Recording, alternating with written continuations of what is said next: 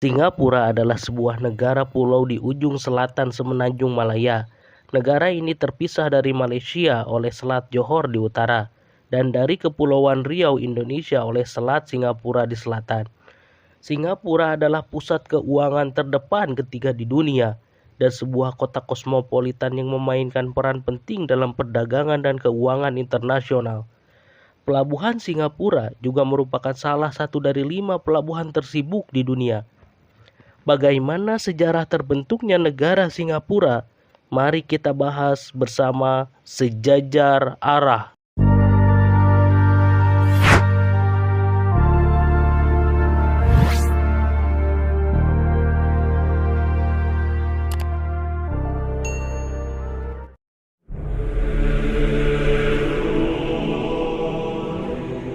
Catatan pertama, pemukiman yang sekarang menjadi Singapura modern berasal dari abad kedua Masehi yang dikenal dengan nama Temasek. Nama Temasek muncul pada sastra Melayu dan Jawa lama. Temasek dalam bahasa Melayu yaitu Tasek yang berarti laut atau danau. Selain itu, juga tercatat dalam berkas-berkas dinasti Yuan dan Ming di Tiongkok sebagai Dan Maxi. Dua pemukiman terkenal di Temasek, Long Yan Men dan Bunju, juga tercatat dalam rekaman sejarah. Dipercaya bahwa Singapura merupakan pusat pemerintahan kerajaan Melayu sebelum diduduki oleh Sir Stamford Raffles, seorang gubernur Imperium Britania. Berdasarkan tulisan Abdullah bin Abdul Qadir Munshi yang menyatakan ketika Singapura dibersihkan, bukit yang terdapat di situ telah dikenali sebagai Bukit Larangan dan terdapat banyak pohon buah yang ditanam di situ. Ini menunjukkan terdapat sebuah pusat administrasi. Selain itu, Abdullah bin Abdul Qadir Munshi turut menyatakan ditemukannya sebuah batu bersurat yang mempunyai ukiran tulisan yang tidak dikenali dan telah kabur. Prasasti Singapura menunjukkan Singapura telah menjadi sebuah pusat administrasi sejak lama sebelum tibanya pihak Inggris. Malangnya, prasasti itu telah dimusnahkan tidak lama selepas tibanya Inggris oleh seorang insinyur Inggris. Namun, terdapat nota mengenai sebuah salinan tulisan tersebut yang telah diantarkan ke London, tetapi gagal ditafsirkan. Sekiranya catatan salinan tulisan itu dapat dijumpai kembali, ia bisa memberikan perkiraan kapan prasasti itu diukir melalui terjemahan, ataupun sekiranya masih gagal diterjemahkan melalui jenis tulisan yang digunakan. Di antara abad ke-16 sampai abad ke-19, Kepulauan Melayu secara berangsur-angsur menjadi milik penjajah dari Eropa. Penjajah dari barat bermula saat Portugis tiba di Malaka pada tahun 1509. Manakala pada abad ke-17, Belanda telah menguasai kebanyakan pelabuhan utama di Kepulauan Melayu. Pihak Belanda telah memonopoli semua perdagangan rempah-rempah yang pada saat itu merupakan bahan perdagangan yang penting. Penjelajah Eropa yang lain termasuk Inggris hanya mempunyai hak perdagangan yang kecil. Pada tahun 1818, Sir Stamford Raffles telah dilantik menjadi gubernur di salah satu pelabuhan Inggris di Bengkulu, Sumatera.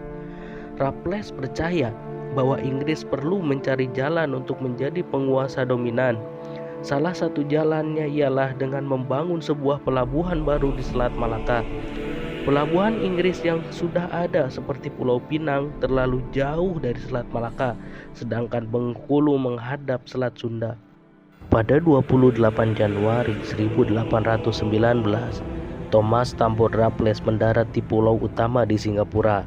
Ia ditugaskan oleh perusahaan dagang Hindia Timur Britania, East Indian Company, untuk mencari lokasi strategis untuk membangun pelabuhan di mulut Selat Malaka.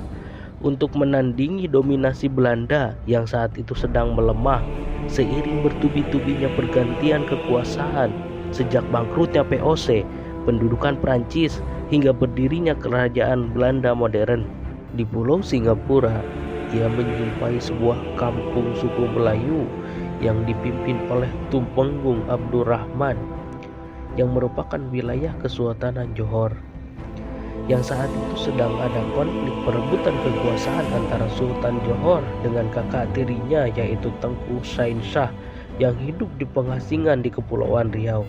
Melihat peluang bagus, baik sebagai pos dagang strategis untuk kawasan Asia Tenggara maupun kesempatan untuk memperoleh dukungan dari penguasa setempat, Raffles membujuk Tumenggung Abdurrahman untuk menyelundupkan Tengku Husain ke Singapura dan membantunya merebut haknya atas tahta Kesultanan Johor. Setelah bertemu Tengku Husain, Raffles pun membuat kesepakatan bahwa Inggris, dalam hal ini East Indian Company, bersedia membantu Tengku Husain merebut tahta dan memberikan tunjangan tahunan dengan imbalan memberikan hak khusus untuk membangun pos dagang dan pelabuhan di bagian selatan Pulau Temasek di sisi timur Sungai Singapura sekarang. Kesempatan tersebut ditandatangani pada tanggal 6 Februari 1819. Setelah penandatanganan kesepakatan ini, Raffles pun memproklamirkan nama baru untuk pelabuhan yang akan ia dirikan, yaitu Singapura. Pendirian Singapura oleh Raffles mendapatkan masalah saat kerajaan Belanda menuduh Inggris mencampuri kawasan naungan pengaruhnya. Pada mulanya, kerajaan Inggris dan Persemakmuran Hindia Timur Inggris bersimpati dengan masalah ini. Tetapi lama-kelamaan mereka mengabaikan demi kepentingan dan kemajuan Singapura. Menjelang tahun 1822, sudah jelas niat Inggris bahwa mereka tidak akan pernah menyerahkan Singapura kepada siapapun. Status Singapura sebagai hak milik Inggris dikukuhkan dengan ditandatanganinya perjanjian Inggris-Belanda pada tahun 1824, yang mana Kepulauan Melayu terbagi atas pengaruh dua kawasan. Kawasan utara termasuk Pulau Pinang, Melaka, dan Singapura sebagai kawasan pengaruh Inggris, sedangkan kawasan di sebelah selatan di bawah pengaruh Belanda. Pada tahun 1826, Singapura bersama-sama dengan Pulau Pinang dan Melaka tergolong di bawah satu pemerintahan, yaitu Negeri-Negeri Selat. Pada tanggal 7 Desember 1941, Jepang menyerang pangkalan militer Amerika Serikat di Pearl Harbor, Hawaii, yang menandakan dimulainya Perang Asia Pasifik yang merupakan bagian dari Perang Dunia Kedua. Setelah peristiwa Pearl Harbor, selanjutnya Jepang melakukan ekspedisi militer besar-besaran ke kawasan Asia Tenggara dengan ambisi membentuk negara Asia Timur Raya di bawah kendali pemerintahan Jepang. Singapura yang merupakan pangkalan utama militer sekutu merupakan salah satu sasaran utama Jepang. Banyak yang beranggapan bahwa Jepang akan menyerang Singapura terlebih dahulu sebelum menyerang Malaya. Pada tanggal 8 Desember 1900, pas beberapa pertempuran, Letnan Jenderal Arthur Ernest Percival dan laskar-laskar Inggris menyerah kalah kepada Jenderal Yamashita Tomoyaki pada tahun baru Imlek, yaitu 15 Februari 1942. Lebih kurang 130.000 laskar India, Australia, dan Inggris menjadi tahanan perang. Setelah Singapura dikuasai oleh Jepang, selanjutnya nama Singapura dirubah menjadi Sionanoto yang memiliki arti cahaya selatan. Pada 6 Agustus dan 9 Agustus 1945, Amerika Serikat menjatuhkan bom atom di Hiroshima dan Nagasaki.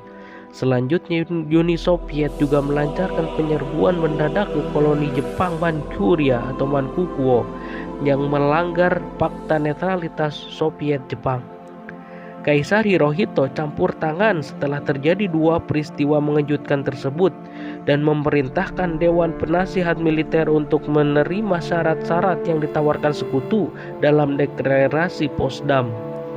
Setelah berlangsungnya perundingan di balik layar selama beberapa hari dan kudeta yang gagal, Kaisar Hirohito menyampaikan pidato radio di hadapan rakyat pada 15 Agustus 1945.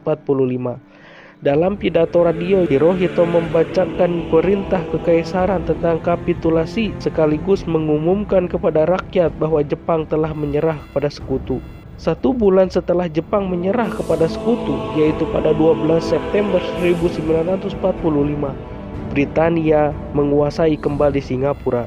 Setelah perang, pemerintah Britania Raya mengizinkan Singapura mengadakan pemilihan umum pertamanya pada tahun 1955 yang dimenangkan oleh kandidat pro kemerdekaan David Sawer Marshall, ketua Front Buruh yang kemudian menjadi menteri utama. David Marshall menjalankan sebuah pemerintahan yang tidak stabil dan mengakibatkan terjadinya peristiwa mogok besar-besaran. Pada bulan April 1956, dia ke London untuk berbincang mengenai kemerdekaan Singapura, tetapi tidak berhasil karena pengaruh komunis di Singapura. Marshall terus menekan Inggris bahwa dia akan meletakkan jabatan sekiranya Inggris tidak memberikan kemerdekaan kepada Singapura. Tetapi Inggris langsung tidak menghiraukan gugatan Marshall dan akhirnya dia terpaksa melepaskan jabatannya. Ketua Menteri Singapura selanjutnya diteruskan oleh Lim Yew Hock. Ia mengambil tindakan yang tegas terhadap ketua-ketua Kesatuan Kerja dan anggota-anggota pro-komunis. Tindakan tegas Lim menyebabkan Inggris setuju untuk memberikan pemerintahannya sendiri kepada Singapura. Pada 16 September 1963, Inggris setuju untuk menyerahkan Singapura, Sabah, dan Sarawak untuk bergabung dengan Persekutuan Tanah Melayu supaya Federasi Malaysia dapat dibentuk. Selepas menyertai Singapura, partai politik utama Singapura yaitu People Action Party memenangi pemilu di Singapura. Tindakan PAP yang sering menyuarakan ketidakpuasan mengenai keistimewaan kaum Bumi Putra. Banyak anggota United Malay Nation Organization mendesak pemerintah federasi supaya menangkap Lee Kuan Yew. Jadi, pada 7 Agustus 1965, Tunku Abdul Rahman Putra membuang Singapura dari Malaysia. Banyak rakyat Malaysia menganggap tindakan Tunku Abdul Rahman ini sebagai satu kerugian, karena menurut mereka banyak lagi cara lain untuk menjaga keamanan Singapura. Singapura secara resmi memperoleh kedaulatan pada 9 Agustus 1965. Yusuf bin Ishak disumpah sebagai presiden dan Lee Kuan Yew menjadi Perdana Menteri pertama Republik Singapura. Setelah merdeka dari Britania, Singapura mulai muncul sebagai kuasa perdagangan dunia. Banyak fasilitas dan kemajuan dicapai semasa pemerintahan Lee Kuan Yew. Pada tahun 1990, Goh Chok Tong menggantikan Lee sebagai Perdana Menteri. Selama masa pemerintahannya, negara ini menghadapi krisis keuangan Asia tahun 1997, wabah SARS, dan ancaman teroris oleh jemaah Islamiyah. Pada tahun 2004, Lee Hsien Loong, putra sulung Lee Kuan Yew, menjadi Perdana Menteri Singapura. Di antara keputusannya yang terkenal adalah rencana membuka kasino untuk mendorong pariwisata. Sejak dari kemerdekaannya, tahun 1965, Singapura telah memiliki 8 presiden dan 3 Perdana Menteri. Saat Januari tahun 2023, Presiden Singapura dijabat oleh Halimah Yacob dan Perdana Menteri Singapura dijabat oleh Lee Hsien Loong.